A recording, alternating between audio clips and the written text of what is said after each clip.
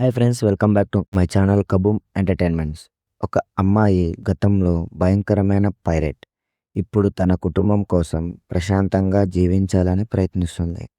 కానీ ఆమె గతం తిరిగి వస్తే, ఆమె మళ్ళీ బ్లడ్ మేరీగా మారాల్సొస్తే, అది కథ ద బ్లఫీ.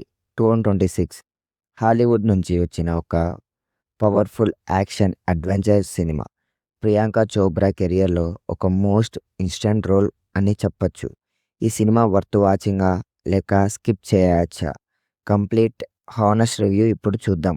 కథ 19th సెంచరీ కరేబియన్లో జరుగుతుంది. బ్లడీ మేరీ అనే పేరుతో ఒకప్పుడు అందరినీ భయపెట్టే యోధురాలు. ఇప్పుడు ఆమెకు ఒక కుటుంబం ఉంది. శాంతంగా జీవించాలని అనుకుంటుంది. కానీ ఆమె గతంలోనే శత్రువులు తిరిగి వచ్చి ఆమె జీవితాన్ని మళ్ళీ నరకంగా మార్చేశారు. ఇక ఆమెకు ఒకటే మార్గం, తన కుటుంబాన్ని కాపాడడానికి మళ్ళీ యోధురాలుగా మారడం.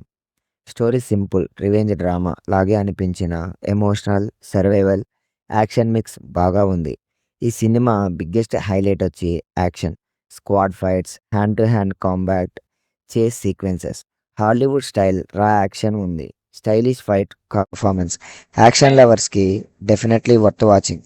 ఫ్యామిలీ ఆడియన్స్కి కొంచెం వైలెన్స్ అనిపించవచ్చు. My rating 3/5. మీకు స్ట్రాంగ్ హీరోయిన్ యాక్షన్ మూవీస్ ఇష్టమైతే ద బ్లఫీ డెఫినెట్లీ ట్రై చేయండి. ఆల్రెడీ చూసారా? మీ ఆప్షన్ కామెంట్లో చెప్పండి. ఇలాంటి హానెస్ట్ రివ్యూస్ కోసం లైక్, షేర్, సబ్స్క్రైబ్ చేయడం మర్చిపోవద్దు. మళ్ళీ మరో ఇంట్రెస్టింగ్ రివ్యూతో కలుద్దాం.